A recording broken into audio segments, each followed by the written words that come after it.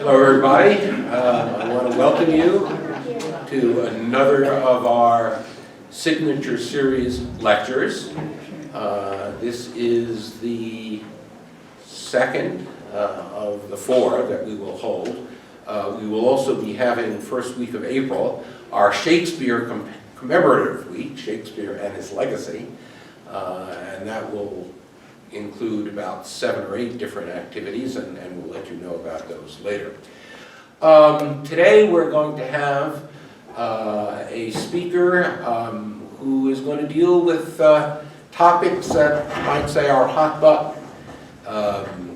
Nature of American and Western society, its ability to assimilate people from the outside, and the sources of its strength. And that speaker is a very interesting fellow because he's an example not only of a very well-recognized scholar, but also a scholar who has made a difference in the world, who has changed public policy in a significant way. He's Professor Larry Mead of New York University, where he's a member of the political science department. He came to prominence first back in the 1990s after writing a series of books on welfare reform, the reform of welfare policy.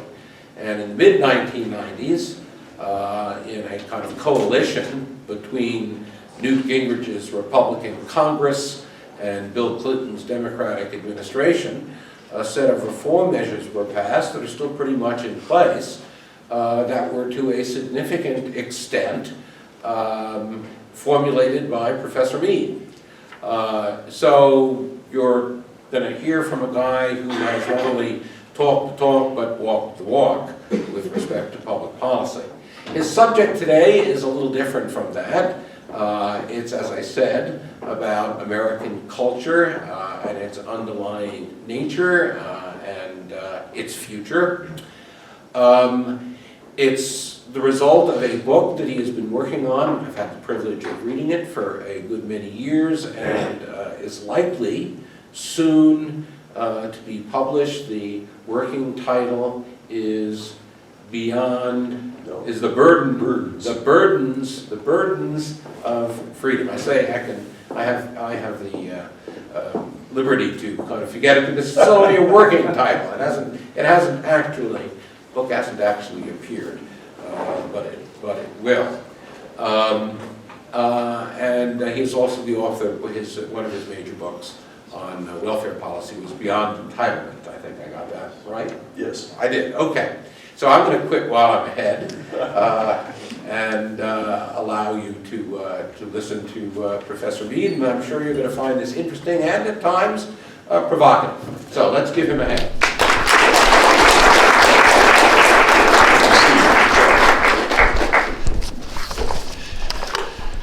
I'll see if I can get this thing to work here. Well, thank you all for coming. My appreciation to Steve and the Institute for Study of Western Civilization, which has made this possible. As he's mentioned in this lecture, I summarize a book I've written about American power and primacy in the world, and I emphasize cultural differences within the United States and between it and the non-Western world. It's initially about American power, but it's ultimately about American culture and the nature of our society. It is a radical argument, and the publishers have struggled to know what to do with it. They've all declined. Currently, Oxford is trying to review it, but they're facing a boycott by the academic world where virtually nobody will speak to this. So we hope that they will succeed shortly. Now, I was driven to write this book by three problems, rather, that I've been interested in for a long time. One of them is the persistence of long-term poverty in a rich society, where, as far as we can tell, there is an ample opportunity to avoid poverty by working and otherwise. But nonetheless, we have entrenched poverty in America. Secondly, we have the troubled assimilation of most immigrants, recent immigrants to the United States, very different from those of 100 years ago. Today's immigrants are diverse. Some of them succeed. Most of them are struggling. And the question is why. And the third problem is the failure of government to improve in much of the developing world. When I was in graduate school, we assumed that those countries would progress to more or less good government on the Western model, but they haven't done that. They continue to struggle, and indeed the West has had to return to help run many of those countries. Now, the reason I think we can't understand these problems is because we refuse to think in terms of cultural difference. The fact is, the groups and nations involved in these problems are very different from mainstream America, and we need to take that into consideration. But we don't want to do that. Now, by culture, I mean what a group or a society thinks life is about, and especially the moral structure of the society, how it determines and expresses what is right and wrong. These differences, it turns out, are enormous, and they are very important in public policy, both domestic and foreign. But these questions have been systematically denied in virtually all discussions of public affairs. We insist on believing and asserting and assuming that all races, groups, and nations are essentially the same, differing only economically or in some other measurable attribute. Radically different ways of life are simply ignored. Especially, some groups and nations are much more assertive than others, and this has a lot to do with which get ahead in America and outside America. But that isn't, in fact, how we usually view the world. We, in fact, ignore those differences. We don't view societies or individuals in personal terms at all, but only in impersonal, measurable attributes. And that's the key reason, it seems to me, why we haven't seriously addressed, let alone solved, the problems that I've mentioned. Now, here are the arguments I'm going to make. That the main basis for American primacy in the world is actually an individualist culture. It's nothing material. It has to do with the way of life of American society. America's chief problems arise from cultural conflict between individualism and the non-Western world, and that occurs both at home and abroad.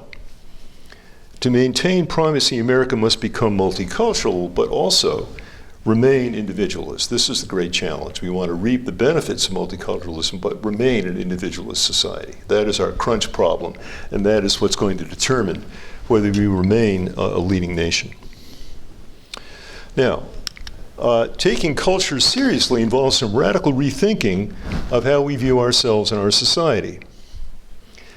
We think Americans live a free life, but they are in fact not free in the sense we normally think. They are not simply unencumbered.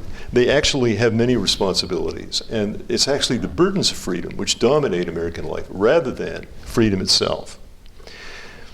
We are in fact a free country, but we are not carefree. We have many burdens. In fact, all of you in this room have many burdens. I have many burdens.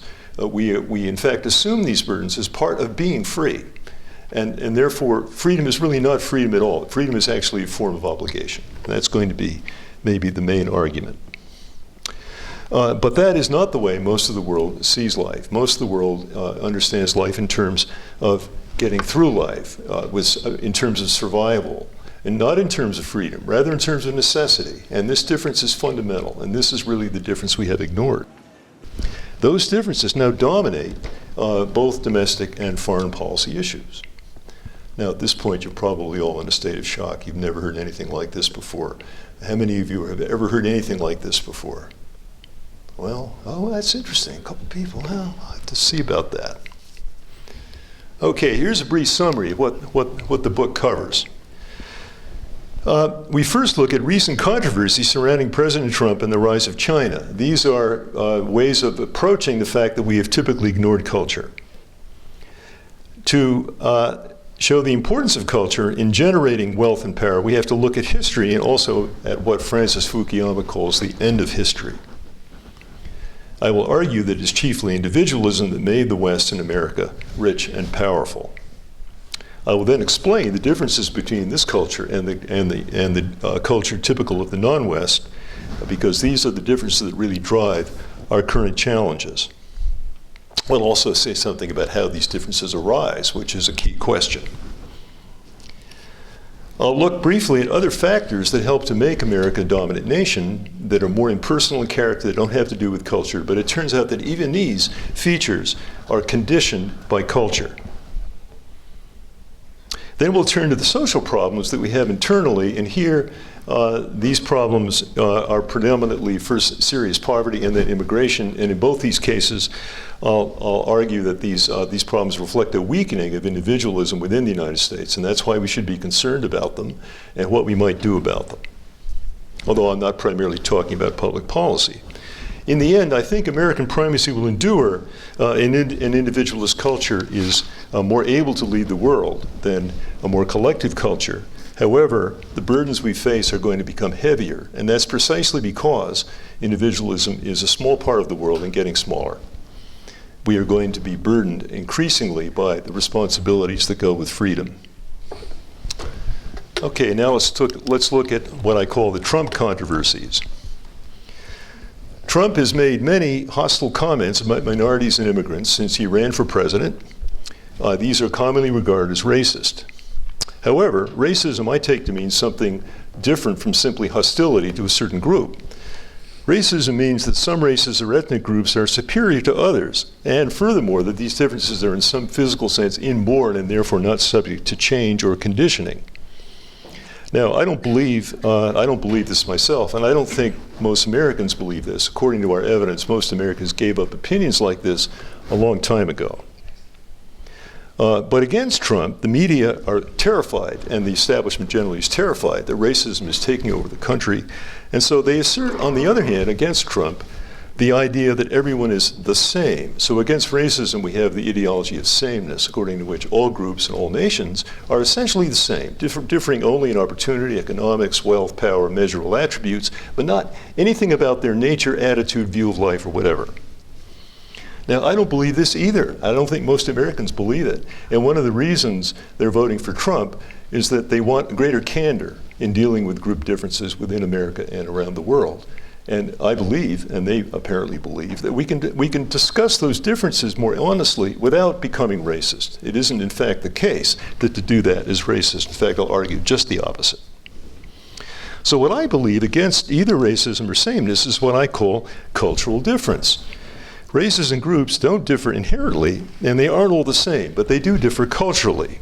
They differ about what they think life is about, and these differences are real and important. They've been established by research a long time ago, but we are in denial about them. So this is the difference that we have to face if we want to address our problems. Now, as one example, consider the primacy debate about whether America is going to remain a dominant nation.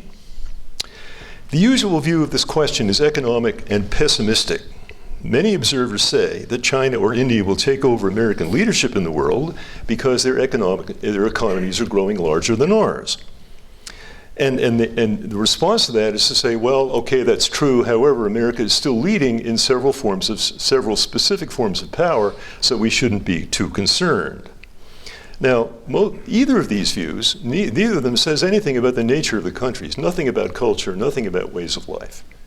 Well, that means we really have not addressed our question. So we get a discourse like this.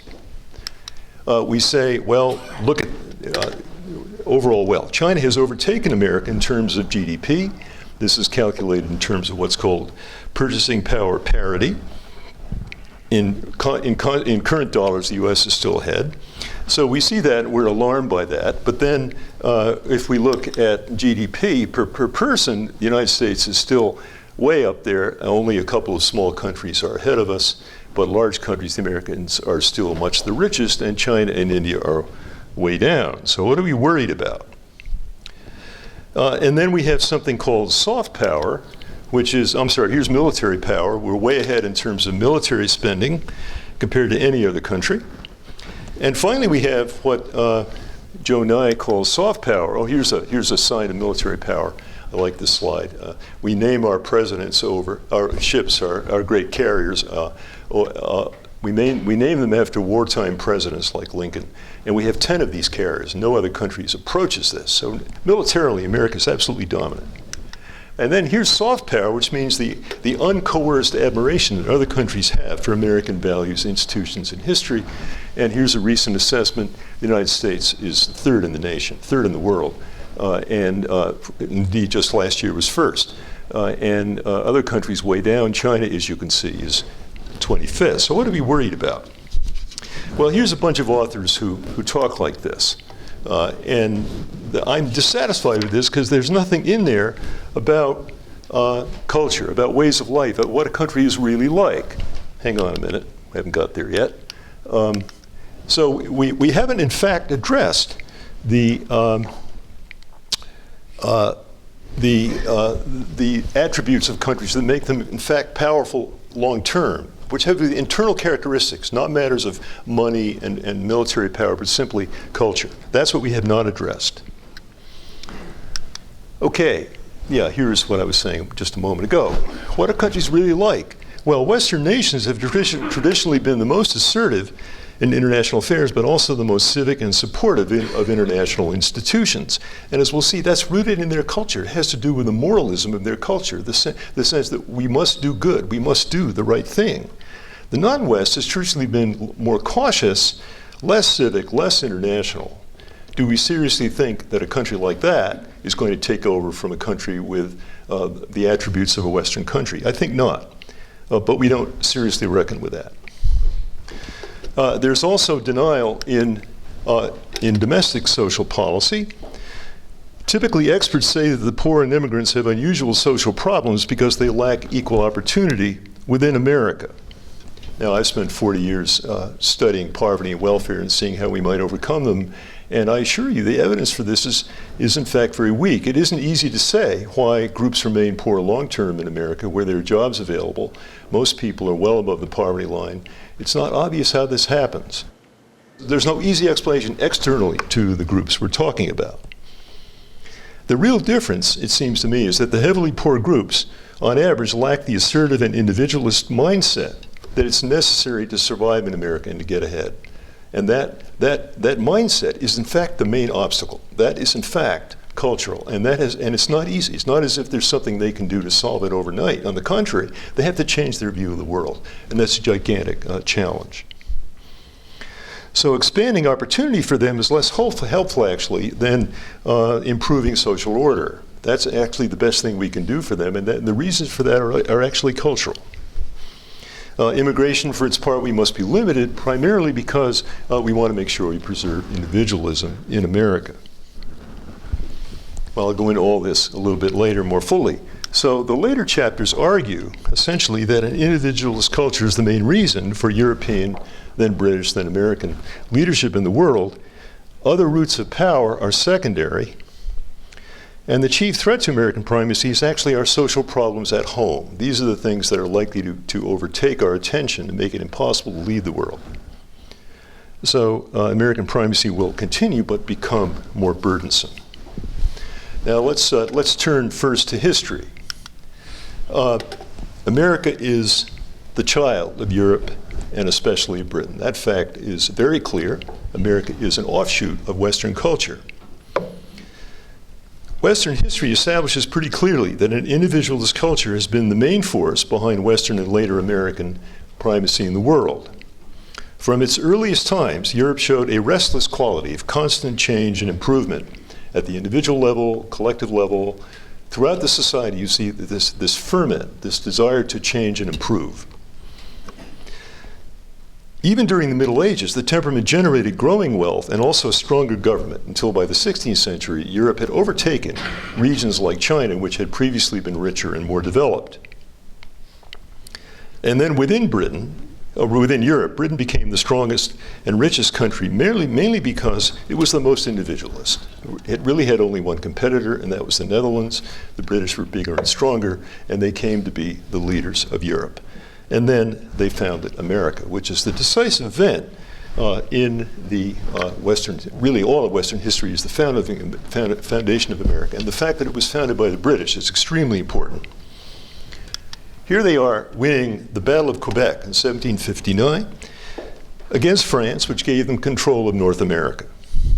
It's incredible. This is a scene like D-Day. But they're doing this in sailing ships in the late 18th century, thousands of miles from home. But they managed to win a major battle against their adversaries. This extraordinary feat of statecraft as well as a military achievement. So the British ended up founding America more than any other country, and that was decisive for the nature of America. America, for its part, became still richer, still stronger, and took over British primacy about a century ago. But the assertive temperament to do that was visible a lot sooner. In the War of 1812, the Americans had just a few fighting ships. However, they won a number of prominent battles against British ships. Here's the most visible, the USS Constitution defeating a British ship in a single ship action. This shows the confidence that the United States would later on show in world affairs. The historian Charles F. Francis Jr. wrote that on that day, America emerged as a great power. It wasn't, of course, a great power in fact, but had the temperament to be a great power. And already from the 1820s, foreign observers predicted that America would lead the world. In the 1820s, when it was still a struggling little country, a bunch of states clinging to the eastern seaboard with all kinds of problems.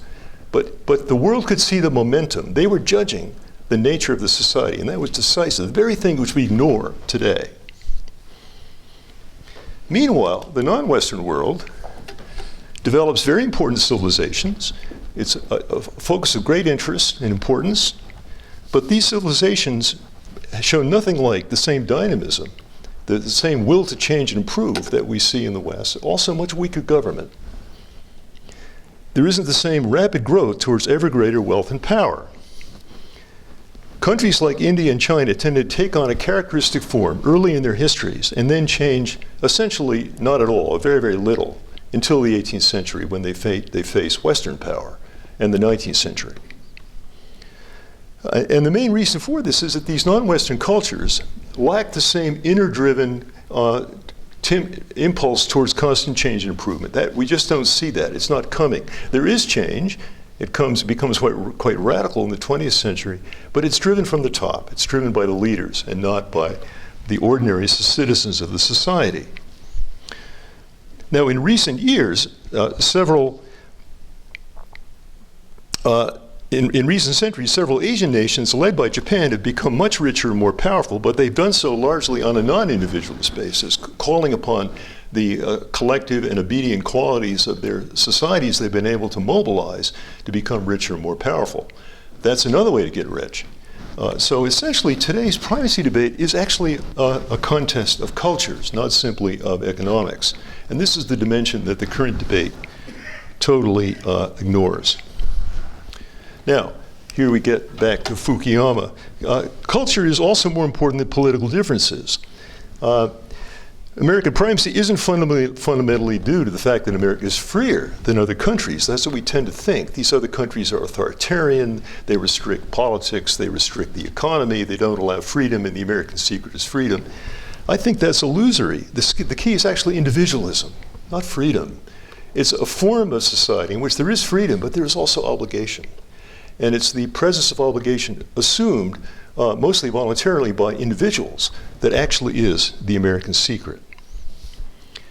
Francis Fukuyama wrote that ideological differences in the world have diminished since the end of the Cold War and the defeat of communism. That is certainly true.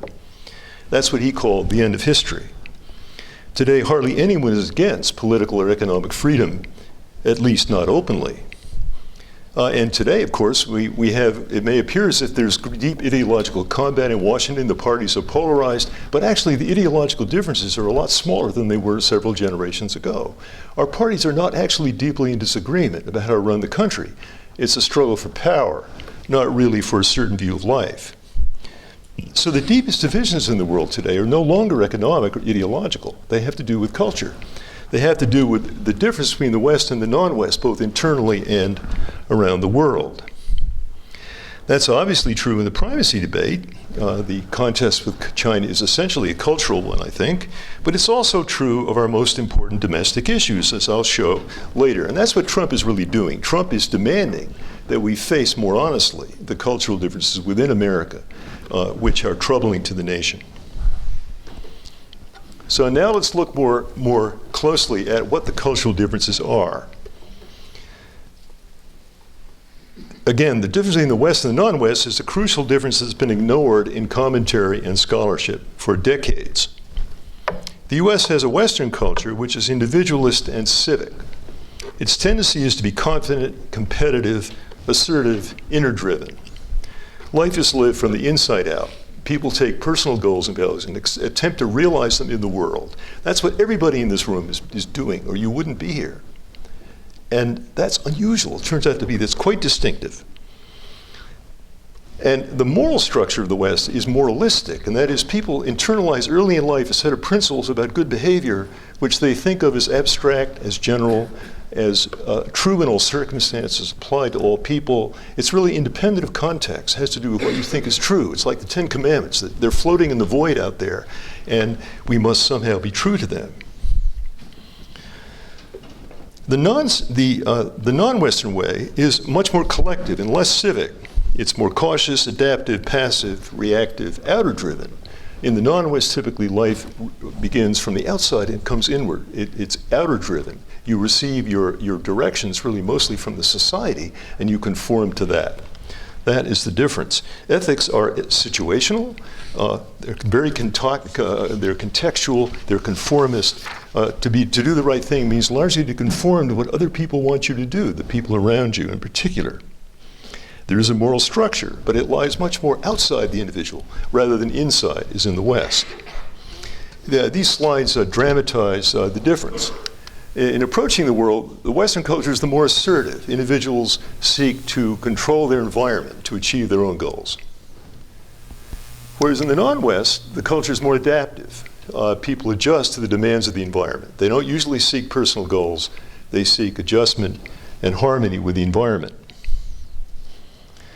In the moral structure, the West is typically, the structure is based on internalization of norms about right and wrong, like obeying law, doing other good things, not violating standard civilities, and so on. Outer authority and enforcement is secondary. We do have that, but it's not the center of how we keep order. In the non-West, the opposite is true. External authority is much more important. Tradition, the family, government, all that tells people how to behave. And they do so. And the context is therefore very important, whereas it isn't really in Western ethics. There's a conflict of moral styles here. To Westerners, non-Westerners often appear insincere and unprincipled because we don't sense in that culture a deep-seated, principled commitment to a certain view of life. We don't have that. That isn't what this culture is about. The East, however, sees the West as being self-centered and insensitive to others because the Western notion of right is abstract and inner-driven, and we may therefore do things which are insensitive to those around us. Joseph Conrad wrote in 1902 that in the East, Westerners appear as, quote, arbitrary and obstinate men who pursue inflexibly their incomprehensible purposes. That's how the East sees the West. It's a bunch of unguided missiles going certain places that they have decided, and they just brush other people aside as they do. That's how the East sees the West, and there's a lot of truth in that. So both sides are right. There is a different way of approaching the world, and from the other's point of view, it's incorrect. It's actually wrong, and yet we do have these different views, and that affects how we approach life. Now, I'm generalizing wildly here, and yet I want to emphasize that these generalizations hold despite the enormous diversity in world cultures. There is much diversity, especially within the non-West. Some societies, as in Latin America or the Middle East, are more expressive than others. Islamic culture asserts itself against the West, at least in the Arab world. But it's conformist at the individual level. The West is still, however, the only civilization which is strongly individualized and inner-driven. This is unique to the West. There's really no other culture that's like this. So in the terms I'm talking today, it's pretty much the West against the rest, and it's that division that I think is most important. In explaining wealth and power, this difference is fundamental. Up to now, the individualist style has been vastly the most important basis for wealth in the world. According to one study, the correlation between individualism and wealth across 40 countries is 0.82. In other words, it's extraordinarily strong. The most individualist countries are also the richest. And Western culture is also linked to good government. Now, Asia has found a way to become rich and powerful, much more so than before, but the question is whether they can actually compete with the West long term. And on that, I think we have to be somewhat more cautious. Okay. Now, this picture is one of my favorites. This will probably be the frontispiece of the book. It's a famous painting by the British artist J.M.W. Turner called Rotterdam Ferry. It shows a small craft in a harbor in the Netherlands. The wind is screaming. It's blowing hard. But the boat has progressed from darkness into light, which expresses a central feature of the West, which is optimism about the potential of life, both individual and collective. The people in the boat are looking for the sun, but the sun is concealed by a cloud. And much of the Western struggle is precisely to reconcile the images we have in our heads with the outside reality. We're looking for that ideal, that truth, that ultimately true, important thing that in fact gives meaning to life, and which begins innerly, and then we find it outwardly. In this painting, they're looking for the sun, but to use C.S. Lewis's phrase, they're ultimately looking for the light from behind the sun, the ultimate truth, the ultimate rightness and goodness. That's what life's about. Notice context doesn't matter here at all. It's the search, it's really a pilgrimage, a search, a quest for the ultimately true.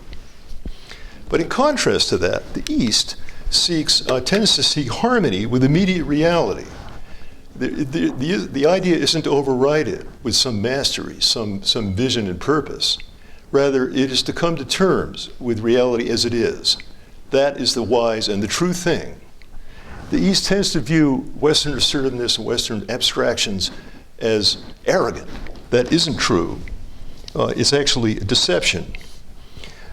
So there's this gulf between how the West and the East. Now, this is Asia. What about the non-Asian, non-West? Well, we don't have as much research on that, but it's similar. That basically in these worlds, context, immediate experience is vastly more important than the pursuit of general goals.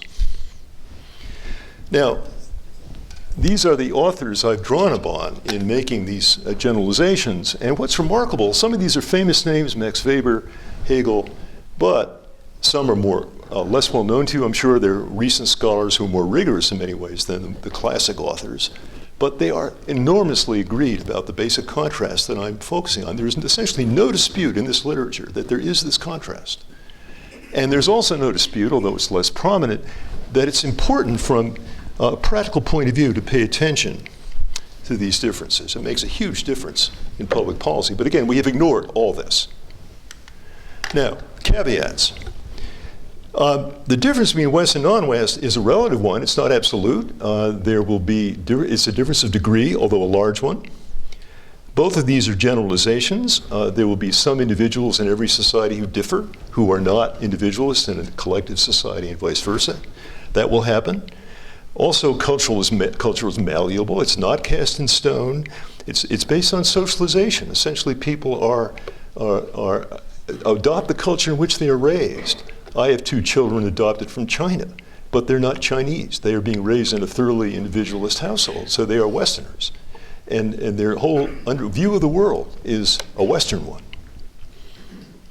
Both styles can produce wealth and power, but they do so in very different ways. Both have value. Neither is superior to the other in general terms. The Western style focuses overwhelmingly on individual and individual and collective mastery, on controlling and exploiting and using and improving the external world. That's the Western thing. The non-West, however, is stronger in other values that we tend not to appreciate so much: aesthetic values, the community, the value of experience in and of itself. Also the capacity to endure the unendurable. See, the West is all about mastery. What do you do when you encounter something that is overwhelming, where there's simply tragedy and you don't have control? Something like these school shootings that are going on right now, a good example. How does one react to that? The West is not good at that. We don't know how to deal with tragedy and limitation. The non-West is better. They've known it more, and they have come to terms with it much more. So to reap the virtues of the non-West is a reason why even a Western country like the US should seek to be multicultural, because we can gain from that. Now, where do these differences come from? There's a number of theories. A crucial question is why the West became the only civilization which is individualist in the way I've described. A lot of it appears to be demography. The German tribes that formed Europe during the period surrounding the fall of the Roman Empire had an individualist style, and they basically brought that with them, and that then became the style of Europe. Geography.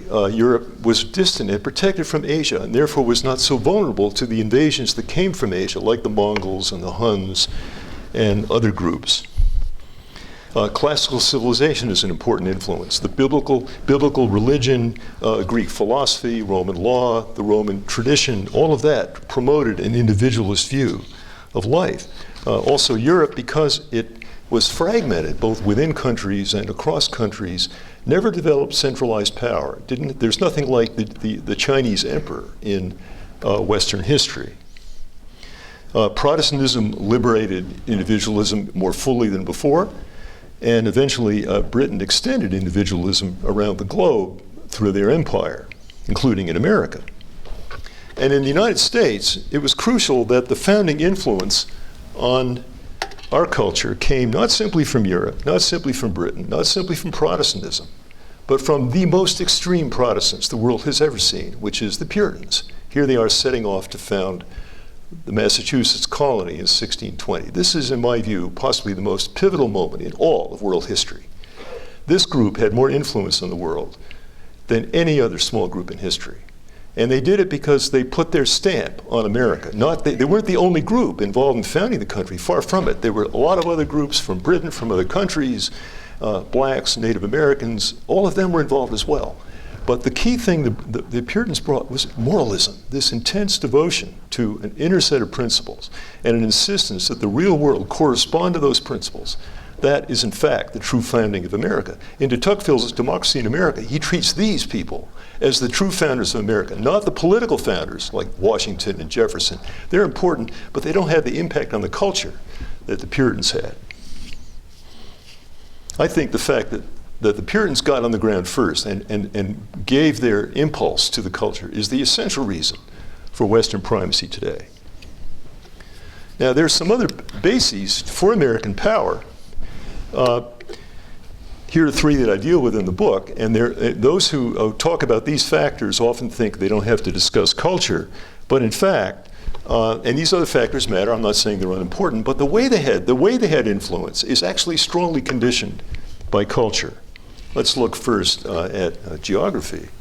Some recent authors, Jared Diamond, Guns, Germs, and Steel, Ian Morris, they argue that actually geography is the main reason for Western dominance, because the Western area of the world, particularly the Asian subcontinent, also Europe as a whole, had advantages geographically that were not found for other nations. But what that doesn't explain, and that's true, I'm not denying that, and also the West, especially Britain and America, had security that came from being islands, from being separated by other countries. So they could develop a richer economy and eventually choose their moments to be involved in the world and end up leading it. That's all true. But a lot of other countries with similar geographic settings did not become world powers. Another factor is that geopolitics theorists argued that Americans should involve themselves in Europe in order that they stave off powers that might arise within Eurasia. So there's a tradition of thinking in geopolitical terms. Because of its separation from the world, America could have involved itself and could have avoided involvement in the world. Could have done that. But the great fact is that due to their moralistic culture, the British and the Americans have instead used isolation as a basis for an enlightened foreign policy. Essentially, they have taken responsibility for the world order because they can afford to do so, and because they have the detachment to do so, and the drive to do so, coming out of their cultures. So they don't just defend their immediate interests, though they do that. Rather, they take some responsibility for the world order. The British were the main defenders of the balance of power in Europe in the 19th century. The Americans took over that role after World War I and has continued to play that role today. So for the Anglos, isolation means a foreign policy, turns foreign policy into a moral problem, not a reality. It's not a problem in realpolitik. It's a moral problem. The question is, what should we do? On my comprehensive exams in graduate school, one of my examiners was Henry Kissinger, whom I later worked for in Washington. And he asked me, what is the American national interest? Profound question, profound question. There's no way to know what the American interest is because we're isolated from all the apparent interests that might cause us to tell us what we have to do. We have to decide more or less in a vacuum. We have to do the right thing. Well, what is the right thing for America? That is a moral question for us. And that's consistent with our culture because of the moralism of our way of life. Now, turning to economics, the market economy has made a lot of countries richer since the end of history in the late 80s. There's been an age of growing wealth around the world. But most countries struggle with the market because it's uncomfortable for them in various ways. It's threatening, it leads to insecurity. A lot of people want to avoid it if they can. And in the West, that's true as well, but much less true. The great fact is that Europe tolerates the market better than the rest of the world, and especially the Anglo countries from way back, the British and the Americans, have no fear of the market. They actually like it. They want to get in there and make money, and they think they can. And the willingness to engage in market is a reason why both of them become hugely wealthy.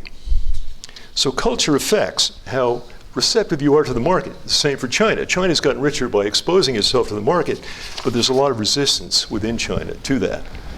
Of course, we face resistance now because the Trumpian movement is to a certain extent a resistance against runaway capitalism. That's true. But compared to the resistance in other countries, it's nothing. America is at ease with the market in a way that few countries are. And finally, good government. Good government here means roughly the rule of law, government by consent. Good government is essential to creating an effective economy and then projecting power beyond one's borders. You might think that government would be strongest in the non-West because authority is less questioned in the non-West than it is in Western countries. But actually, it's been the other way. It's the Western countries that are stronger, despite the questioning. Why is that? How can that be? Well, I think it's because Western countries have a moralistic culture in which civic values of obeying the law and doing the right thing and honoring the rights of others and so on are very strong. They're rooted in this sense of absolute rights and wrongs that we learn as children. And because of that, we can create and sustain a civic culture. And we can resist corruption. Whereas in the non-West, those things are much more difficult because the ethics is more situational, more based on what other people want you to do. So a lot of people go with the flow, and that means tolerating corruption, tolerating abuses of power, which would not be accepted in the West. So that's the basic reason why it's hard for the non-West to be well governed. There's only one important exception to that, and that's Japan. Japan has special political gifts that have allowed it to be well governed in spite of being a collective country. This shows you, this is from several years back. I couldn't find an equivalent one today.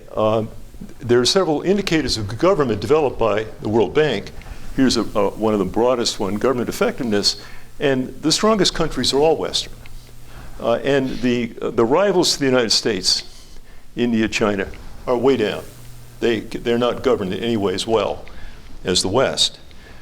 Here's a more recent ranking showing all the World Bank indicators, and the top group are all Western, except Japan. Japan is the only large non-Western country that is well governed. And why is a little bit mysterious, but they're the only one. The others are all well down. And that's why it's hard to conceive how they could actually produce and project power in the way the Western countries have done. So this is another reason for American primacy that is strongly shaped by culture. Okay, now we come to my core argument, really, which is about the nature of freedom. It's because freedom has a burdensome quality that it's easy to explain why we have the social problems we do, and also why other countries have a hard time being free and at the same time orderly, because the American style requires extensive responsibility. We say America believes in freedom, and we do. Many think that's why we lead the world. But freedom by itself does not lead to productivity, the sheer effort needed to generate American wealth and power. It might just lead to lethargy, to a state of nature where you don't try very hard. Somehow, that's not what happens. In America, freedom is not a license, but it's not a license for leisure, but for labor. Somehow, a free country becomes very hardworking, even though nobody strictly has to work. But we work hard. That's because of the demanding way that an individualist culture defines freedom. We don't just say we want to be separated from any demand. We also expect autonomy. We also expect ourselves to take charge. So freedom involves responsibility. Some of these come from the outside world. Society makes demands having to do with law, taxes, work, other responsibilities. There's also the need to compete in the economy, in the meritocracy, which students are very much preoccupied by. The competitive pressures in America are greater than in any other country. And those are heavy, heavy burdens, especially for young people, that terrify a lot of people in other countries. They really want to escape competition. In America, we accept competition. There's lots of confusing moral and political issues which we leave to people to decide. The authorities do not settle these questions. There can be chaos among the leadership. So it isn't just that there is freedom, the freedom is balanced by obligation, that are different from freedom. It's also that freedom itself is a form of obligation, at least as we understand it. Freedom implies not just separation from demands, but also autonomy. And autonomy demands that there be an inner discipline. At a personal level, to say I am free means not that I suffer no constraints. Rather, I internalize my constraints, making them my responsibility rather than someone else's. Only by internalizing these burdens do I become truly free. Even if others improve conditions for me, I am still determined by my environment. Only if I take responsibility for challenges do I become autonomous. Only then am I really in charge. This means that freedom is not an external condition that can be given to someone by someone else. Rather, it is a quest that the individual must take on. So my phrase is, freedom for Americans is not a condition, but a project. The burdens of freedom are ultimately why a free country can be rich and powerful, because those burdens motivate individuals to put out in the way that they have to do if America is to be the rich and powerful country that it is. And it's by bearing those burdens that we become a dominant country, because the dispersion of the demands of freedom is all over the entire society. They rest not just on the leaders, but on everybody else. And it's precisely by deciding how best to advance one's own life that you contribute to the great dynamism that generates American dominance. Now, compare this to the non-West. The non-West is also burdened, but very differently. The non-West is burdened by necessity, by outward conditions, rather than by inner impulses. People accept the outward demands of the world around them, conformity to traditional norms, conventions, unaccountable authority. They're stoic in the face of adversity. The difference between this and accepting responsibility is that typically it isn't in the service of individual goals or values.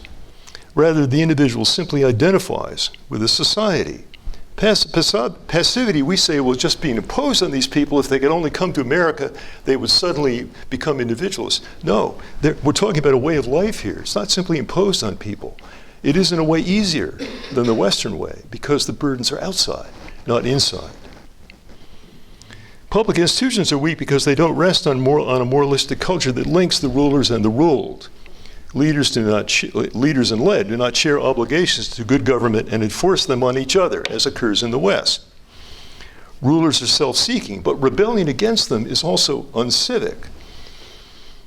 Violence may occur and people are overthrown, but it's not like the American Revolution, because the rebels are only interested in overthrowing the despots. They don't want to assume responsibility for governing. They're not able to do so. They have not internalized the characteristic demands of a civic culture. So that's why the Arab Spring petered out.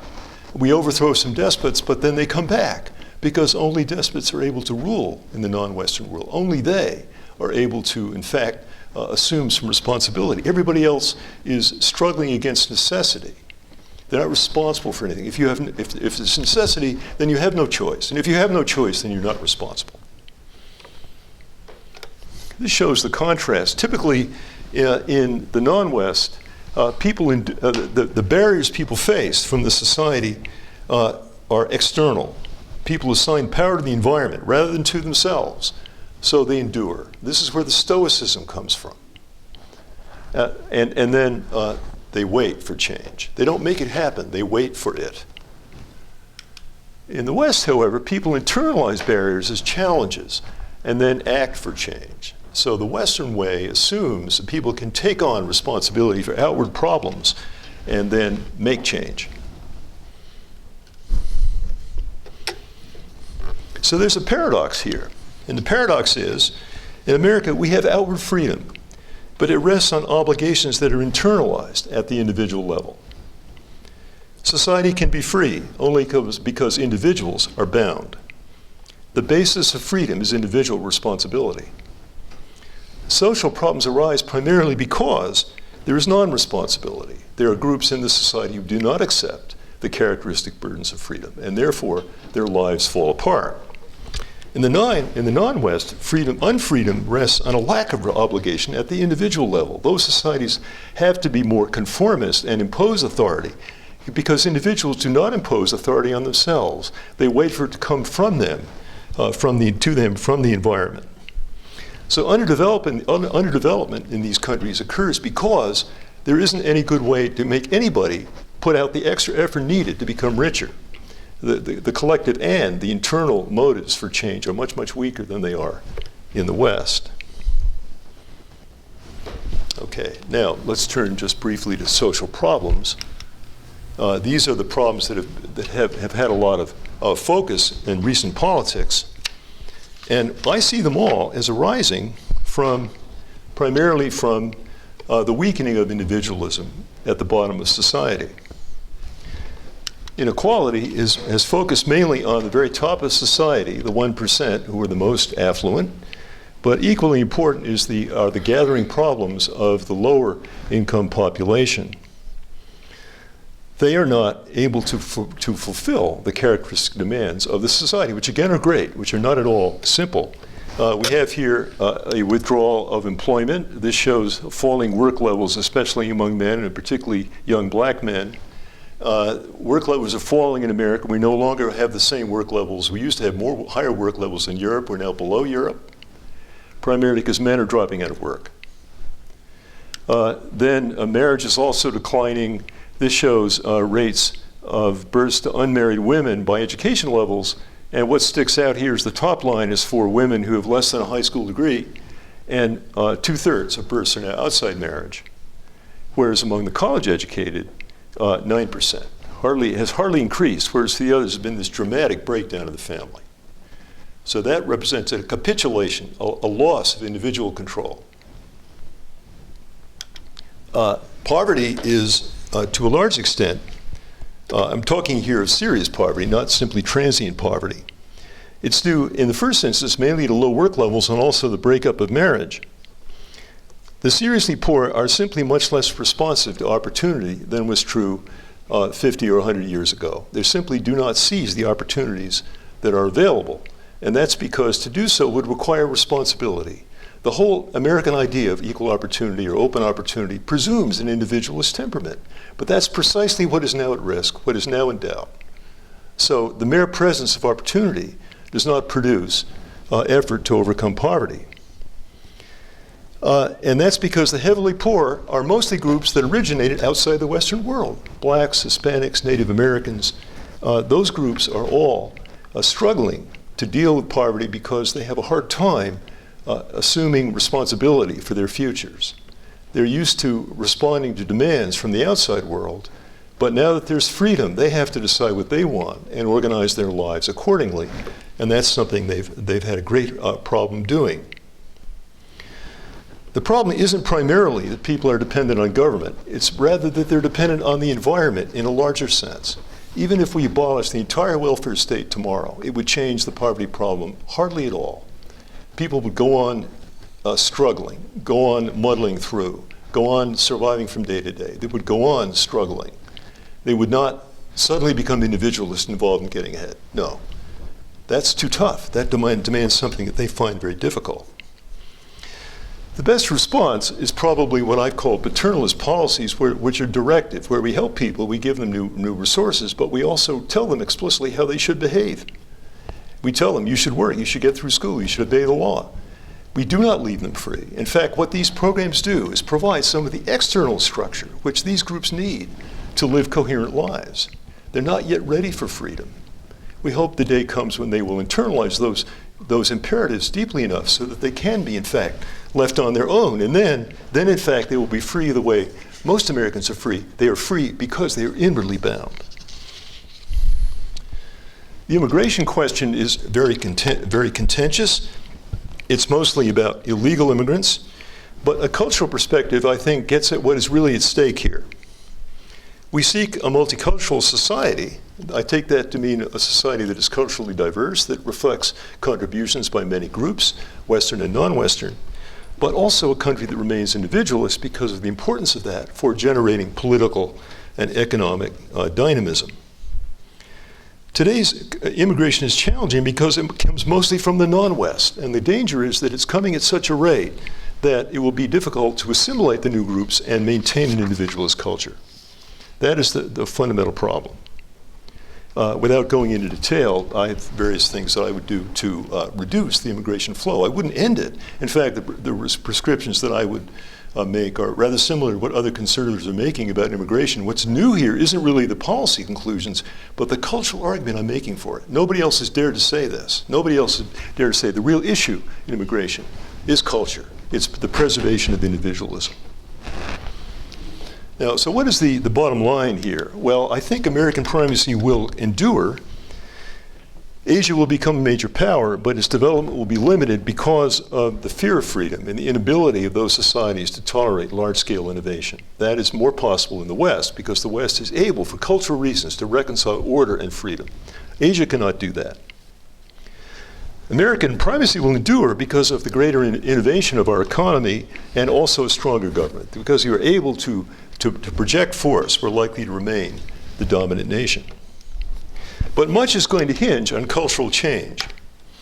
The chief threat to both Chinese and American leadership is actually cultural change at home. In China, the elite is changing towards individualism. More people in China would like to be freer in the American sense. And with that, they would take on some of the burdens of freedom. But of course, that's counter to the regime, which cannot tolerate that. In America, we see the lower income population is changing away from individualism.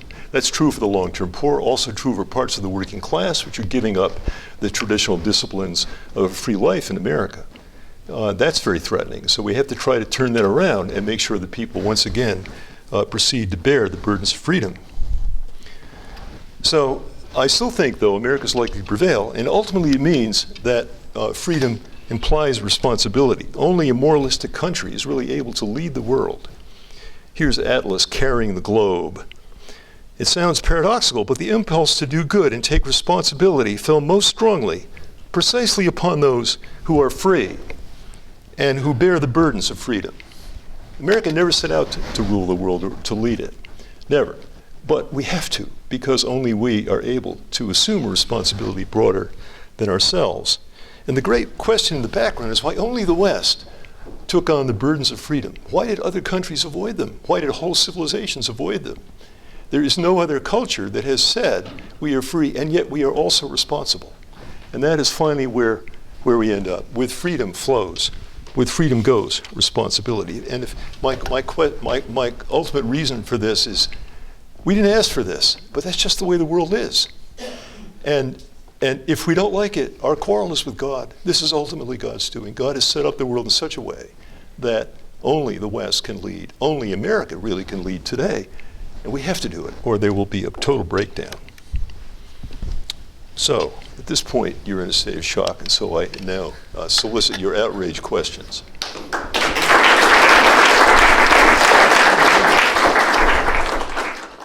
So has the increased connectivity due to technology actually made the barrier between cultures greater, or has it kind of integrated them in some way?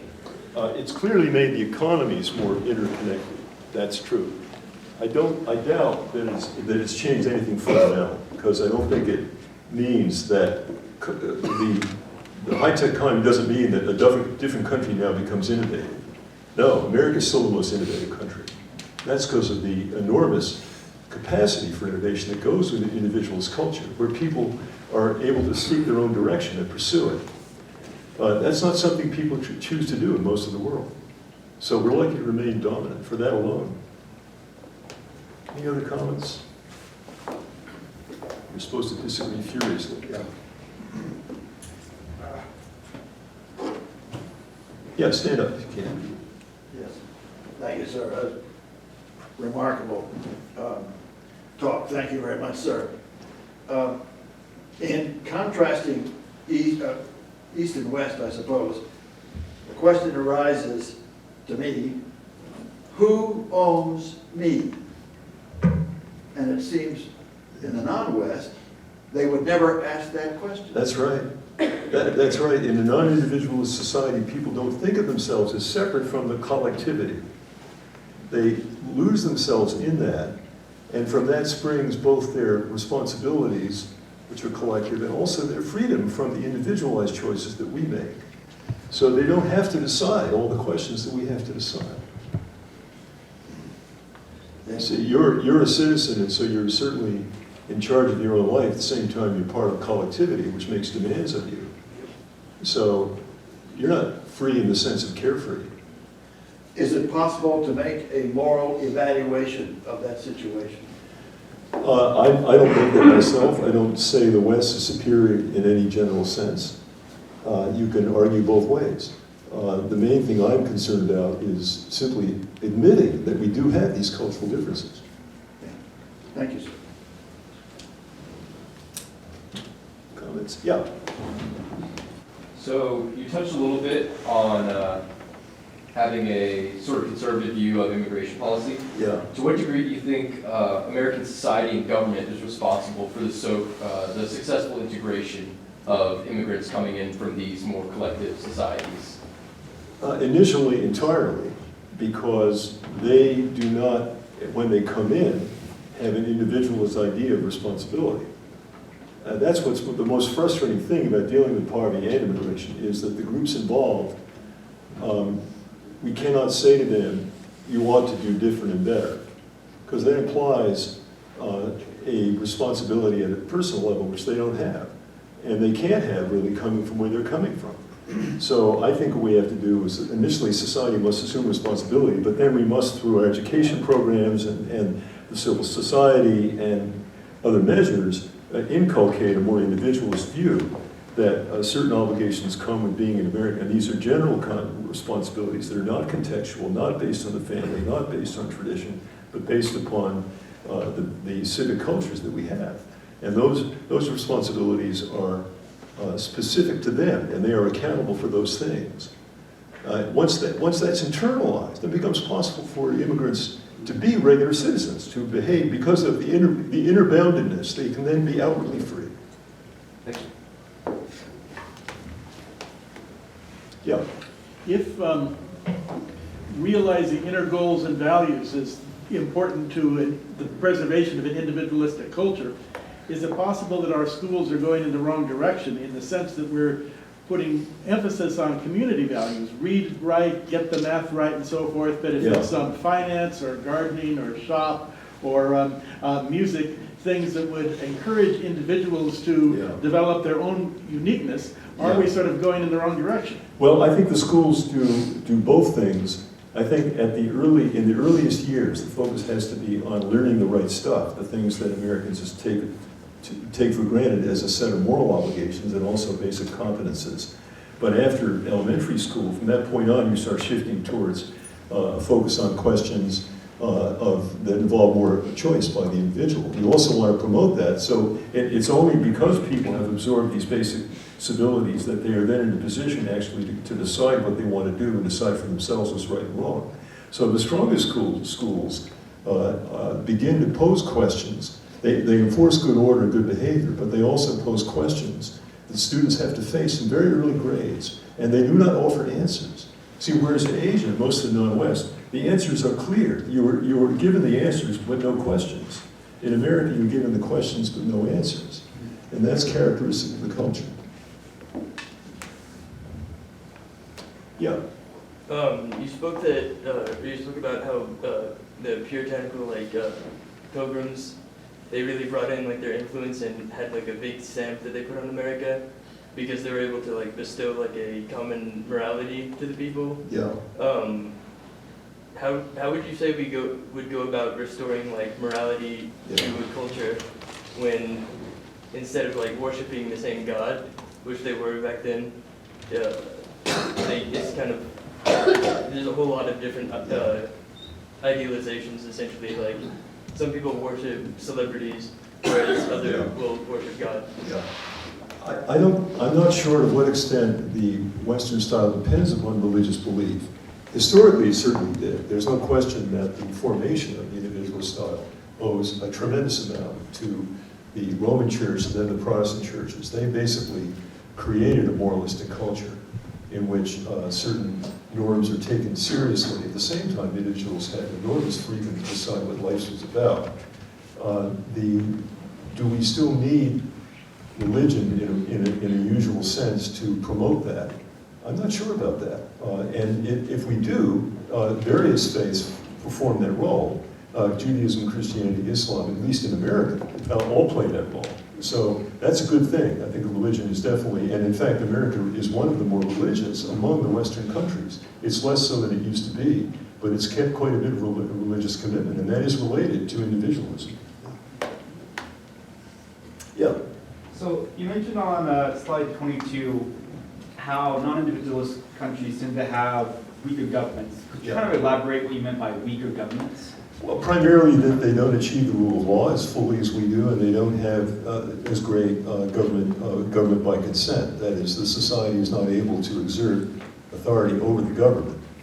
A well-developed government is one in which the law is not a question. People quarrel about what it should be, but once it's enacted, then they obey it, and they pay their taxes and so on. And the difference is about policy, or about policy and not about fundamental institutions. So I think that's what a strong government has, and whereas in the non-West, what you typically find is a much higher level of corruption, non-compliance with the rules, and also government that doesn't really accept accountability to the society, even if in fact the government is elected. Elected government doesn't necessarily lead to true government by the people. So that's what I think it means. I think we pretty well agree on that. And the mystery is why it is achieved to any great scale, primarily in the West. And there are certain Asian countries, particularly Japan, that do pretty well.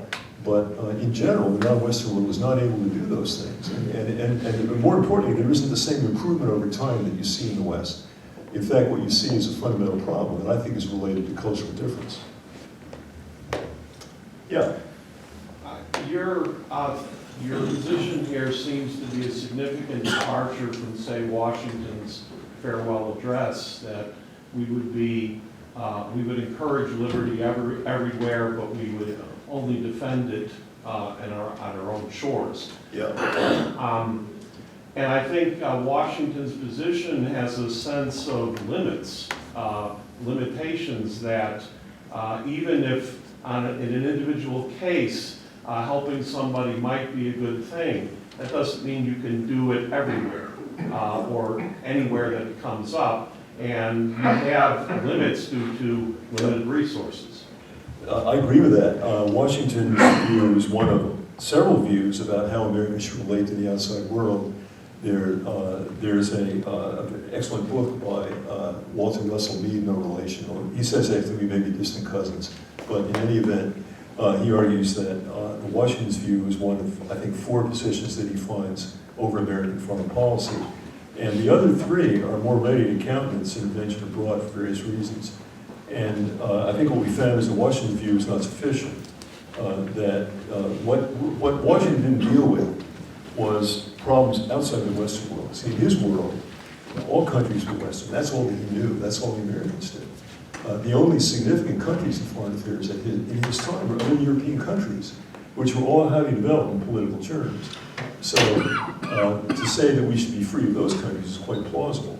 But starting with the development of independent countries in Latin America, and then in other former colonies in the 20th century, the problems in these countries become so severe that America cannot be totally uninvolved.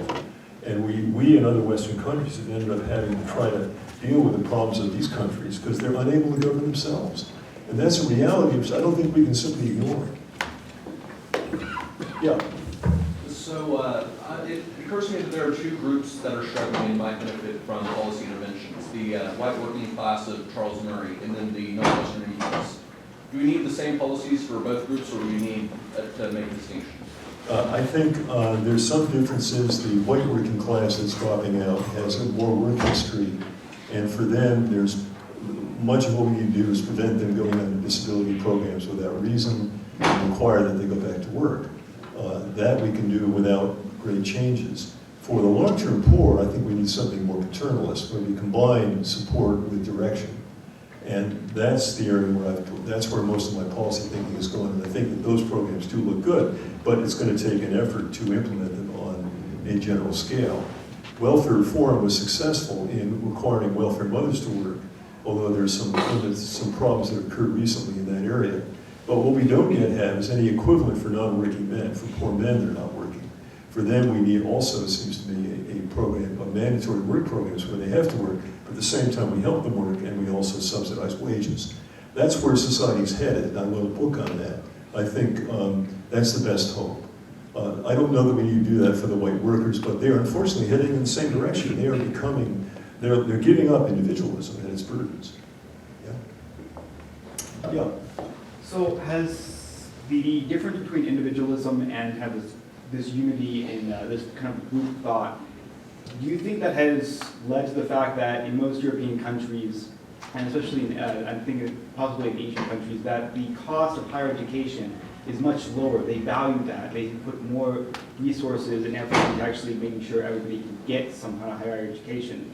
While in the US, we have the struggle of a high cost of education and how to actually put people through that and get them at the level of I don't think it's true that America has fewer people in higher education. We probably have more. In fact, traditionally America led in that way. Europe has expanded access to higher education in recent decades, so they're more like America now. But both sides have overdone it.